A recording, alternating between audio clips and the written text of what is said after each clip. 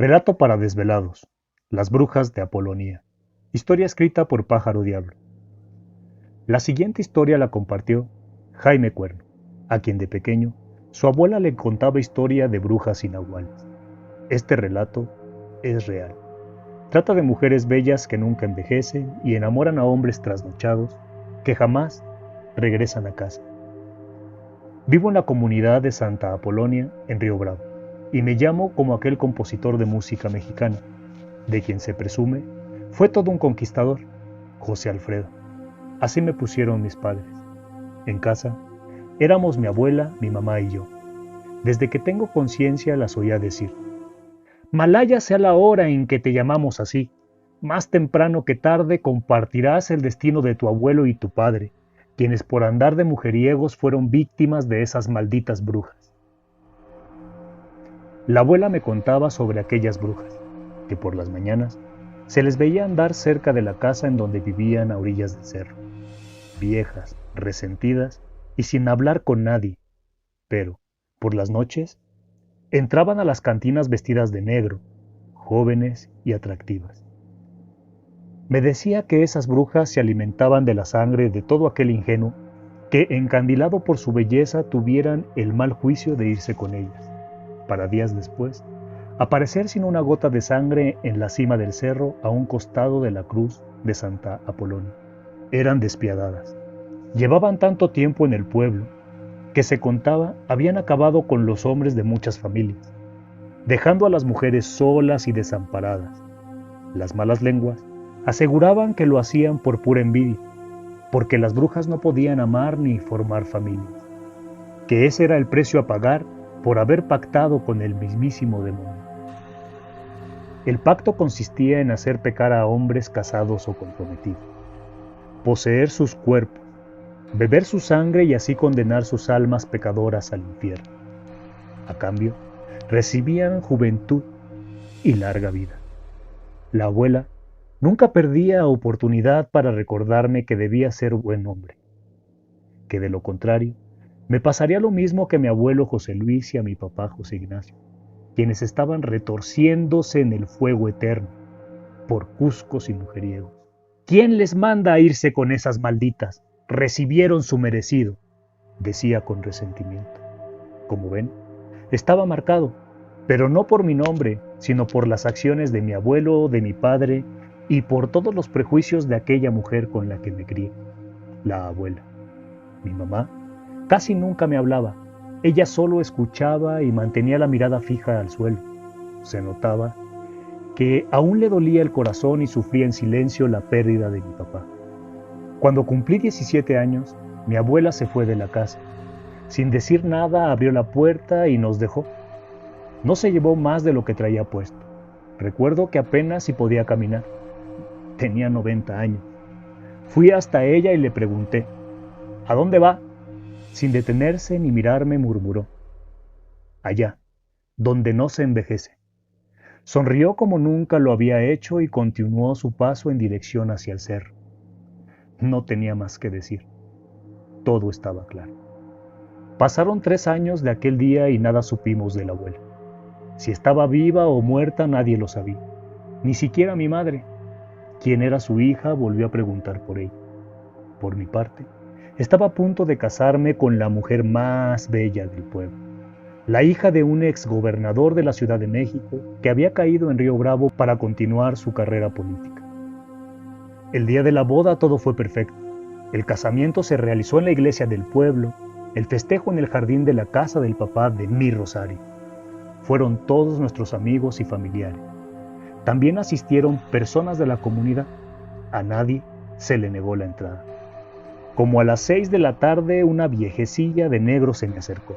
Me abrazó y me dijo con voz conocida: felicidades, mijo.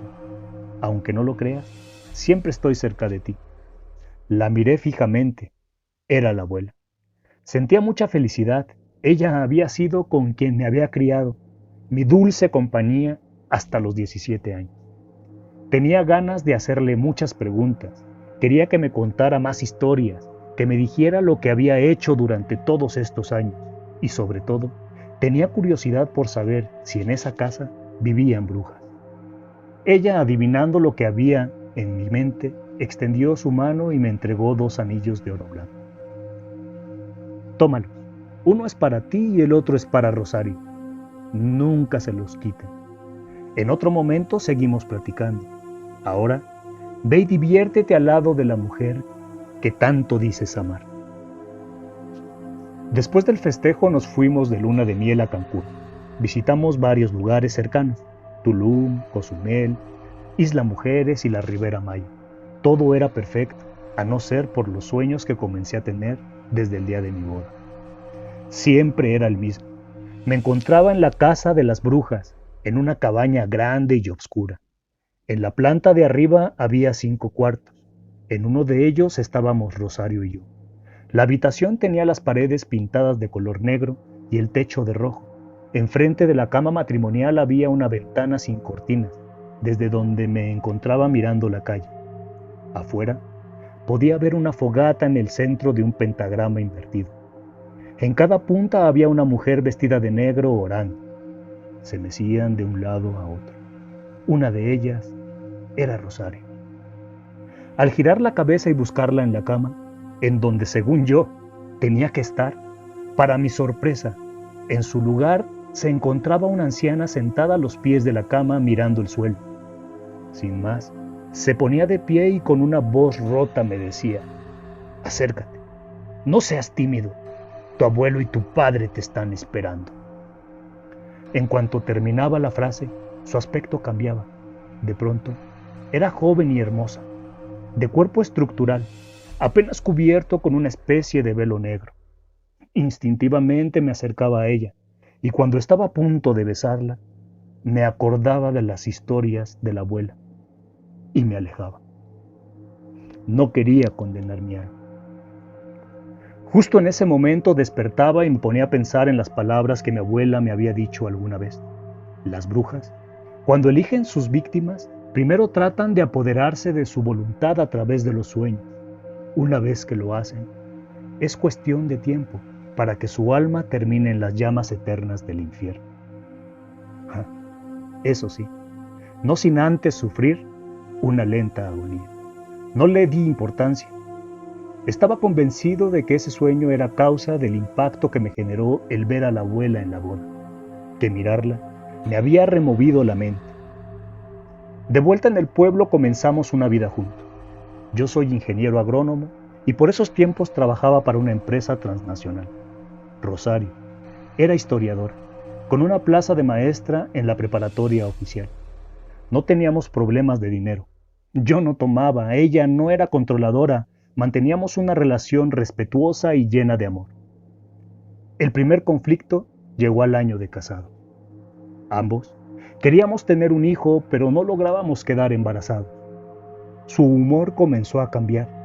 Ahora siempre estaba de malas y me responsabilizó del hecho de no poder tener los hijos. Le propuse que fuéramos a ver un doctor especializado en fertilidad. Ella aceptó. Pasó otro año durante el que nos sometimos a varios tratamientos, pero los resultados siempre fueron los mismos.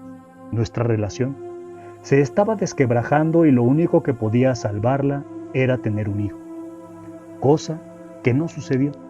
Mientras tanto seguía teniendo aquellos sueños, ya no a diario, pero sí seguido. Conforme mi relación con Rosario empeoraba, la tentación de engañarla me era más fuerte. Pero mi miedo era mayor. Las palabras de la abuela lograron que en la vida real solo tuviera ojos para mi mujer y que en los sueños no pecara. Una tarde tocaron la puerta de la casa. Pensé que era Rosario, que volvía temprano del trabajo y se le habían olvidado las llaves. Al abrir, vi a la abuela. Para aquel entonces ya tendría unos 95 o 96 años, pero se veía más joven que cuando se había ido de la casa. Le di un fuerte abrazo, pero olía mal. Su aroma me recordaba al rastro del pueblo. El hedor de su cuerpo era a sangre y animal muerto. La solté y le dije: pasa, debes estar cansada. Ya adentro, sentados en la sala, me miró y preguntó: ¿qué tienes? ¿Rosario y tú están bien? Te noto triste y preocupado. Sí, todo bien. Solo estamos atravesando una pequeña crisis.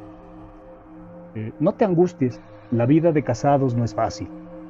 ¿Sabes qué les podría ayudar a ti y a Rosario? No, contesté. Un hijo. Tienen 2 años de casado. Me parece que ya es tiempo. Eso queremos, pero no podemos. Los doctores detectaron fibrosis en la matriz de Rosario y nos dijeron que médicamente es imposible que quede embarazada. Precisamente el no tener hijos es lo que está ocasionando nuestros problemas. El mes que viene iremos a una clínica de fertilidad en los Estados Unidos. Espero y encuentren una solución. Mijo, el problema que tienen no lo resuelve la ciencia. Si en verdad quieres tener un hijo, dile a tu mujer que me vaya a ver a la casa. ¿A cuál? ¿A la de mamá? No, mijo, a donde vivo, en la casa que está a las orillas del pueblo a un costado del cerro. La miré atónito, con un poco de temor. Nadie se atrevía a ir para allá. La abuela, al darse cuenta de mi consternación, me tomó de la mano para tranquilizarme. No te preocupes, ahí no vive ninguna bruja. Solo son historias de una anciana para entretener a un niño inquieto. La verdad es que solo vivimos 5 viejitas retiradas del mundo. Está bien, yo le diré, a ver si se anima a ir. Dile que vaya, que cualquier día de la semana estoy dispuesto, que ahí la estaré esperando. Rosario generalmente regresaba del trabajo a más tardar a las 8 de la noche. Llegaba, se duchaba, cenaba y se iba a dormir, para levantarse a las 7 de la mañana e irse a la casa de sus padres y ahí quedarse hasta las 12, que tenía que irse al colegio a dar sus clases de Historia Universal y de México. Llevaba más de 4 meses que no me dirigía la palabra. 7 días después de la visita de la abuela, decidió irla a ver. Al regreso, estaba sonriente y tan contenta que me comenzó a hablar. Me pidió disculpas y me explicó el motivo de su actitud hacia conmigo. La verdad es que me he estado sintiendo frustrado, molesta conmigo misma y con toda la gente que me rodea, y no dejan de preguntarme que para cuándo pensamos en cargar los chamacos. Me confesó que al principio solo respondía, ya pronto, que en eso estábamos.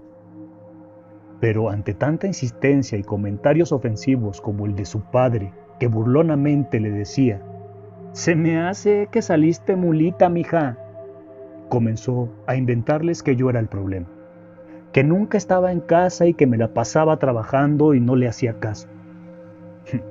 De tanto repetir esa mentira, comenzó a creerse. Le resultaba más fácil pensar que la culpa era mía que aceptar que ella tenía un problema. Esa noche fue especial. Me sentí como al principio de nuestra relación, cuando pasión y ternura se fundían y hacían de nuestras noches algo divino. A la mañana siguiente desperté exaltado. Tuve un sueño extraño. Entre mis brazos descansaba un bebé. Me encontraba en el cuarto de siempre, en la misma casa del cerro y con la misma anciana sentada a los pies de la cama. Solo que en esta ocasión la vieja continuó así, y en lugar de invitarme a acercarme, me ordenó, con voz llena de seguridad y autoridad, que le entregara al niño. Lo hice sin reparo, casi de manera inmediata y sin pensar. Cuando lo tuvo, se levantó con el bebé en sus manos y entre risas masculló. Sabía que vendrían. Esa voz, ese rostro, era el de la abuela, quien se levantó y nuevamente, como cuando se fue, no dijo nada. Se alejó con el bebé. La vida siguió su curso. En los siguientes meses no volví a tener esos sueños. Mi relación con Rosario había mejorado. Ya no se iba temprano a casa de sus padres y pasábamos mucho tiempo juntos. En una ocasión, al regresar del trabajo, con llanto en los ojos, me abrazó y entre sollozos musitó: vamos a ser papás. Parecía mentira tanta tranquilidad. Yo me sentía ridículo al pensar que en pleno siglo XXI la felicidad de 2 personas dependiera de poder tener o no hijos. Pero, ¿qué podía hacer? Así eran las cosas. El Jueves Santo es un día de asueto. Nadie trabaja, por lo menos en gobierno. Pero Rosario se estaba alistando para salir a laborar. Realizó el mismo ritual de siempre. Se levantó, se bañó, se vistió, desayunó y platicó conmigo. Y a las 11:30 de la mañana se despidió. Nos vemos en un rato. Regreso terminando mis clases. Te amo. Pero si hoy es Jueves Santo, no se labora. Lo sé, pero tenemos un curso de formación docente. Pero acabas de mencionar que regresarías cuando terminaran tus clases. Sí, pero en esta ocasión yo no las doy, las tomo. Sonrió y salió de la casa. Comencé a realizar mis actividades domésticas. Quería apresurarme para ver un rato la televisión. Hacía mucho tiempo que no lo hacía. Ya tumbado en el sillón, quise prender el televisor, pero no funcionó. Me levanté y se me ocurrió ir a visitar a mi abuela. Tenía que comunicarle que pronto tendría su primer bisnieto. Salí de la casa y me dirigí hacia el cerro. En el trayecto me encontré con algunos conocidos que tenía tiempo no veía. Me miraban como si estuvieran enfrente de un bicho raro. Desde lejos hacían el gesto de saludarme y sin detenerse seguían su camino. De la cantina salió el buen Pancho, en dirección hacia mí. Él era mi mejor amigo. Cuando se percató de mi presencia quiso evadirme, pero no pudo. Al momento que lo tuve cerca, lo tomé del brazo. ¿Y ahora tú? ¿Por qué no me saludas? ¿Qué te pasa? ¿Todo bien? Nervioso y mirando a otra parte, dijo que no me había visto, que estaba un poco mareado. Le di un fuerte abrazo, le conté que pronto sería papá. Él parecía que no me escuchaba, que su atención estaba en otro lado. De pronto, de la nada, me tomó otra vez del brazo, con firmeza, y comenzó a hablar. José, por el aprecio que nos tenemos, tengo que... Guardó silencio y comenzó a dudar. No sabía cómo continuar. ¿Qué te pasa? Me estás asustando. Pues... es que tu mujer todos los días, por las tardes, entra a la casa de las brujas y dicen que al poco rato comienzan a escucharse cosas extrañas. ¿Pero qué dices?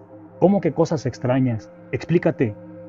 Sí, algo así como risas, gritos, lamentos. En ese momento la cabeza se me llenó de nubes. No comprendía. Rosario a esas horas estaba en el trabajo. No se me ocurrió otra cosa más que justificarlo. Tanto drama por eso. No te apures. Va a ver a mi abuela que desde hace años vive ahí. Ella me ha dicho que lo de las brujas son puras mentiras, que en esa casa solo viven 5 ancianitas que nada quieren saber del mundo. Si lo deseas, puedes acompañarme. Precisamente voy a donde vive mi abuela y así terminas con tus dudas de una vez por todas. No sé, ¿estás seguro? ¿Quieres ir para allá? Claro, anda, vamos. Camino a la casa del cerro, por mi mente pasaron miles de preguntas. ¿Por qué no me lo había dicho? ¿Qué hacía en ese lugar? ¿Había dejado su trabajo? ¿Dónde estaba en ese momento? Traté de convencerme que solo eran chismes de pueblo, pero fuera lo que fuera, estaba a punto de saberlo. Toqué la puerta tímidamente. Nadie abría. Comenzaba a impacientarme, cada vez lo hacía con más fuerza y desesperación. Respiré profundo para tratar de calmarme. Un poco más sosegado dije, no abren, vámonos, volvemos en otra ocasión.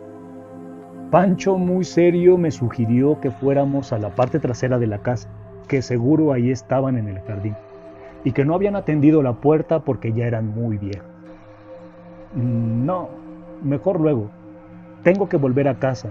Ya no tarda en regresar Rosario. No lo creo, hermano. Ella está aquí. Llegamos a la parte trasera de la casa.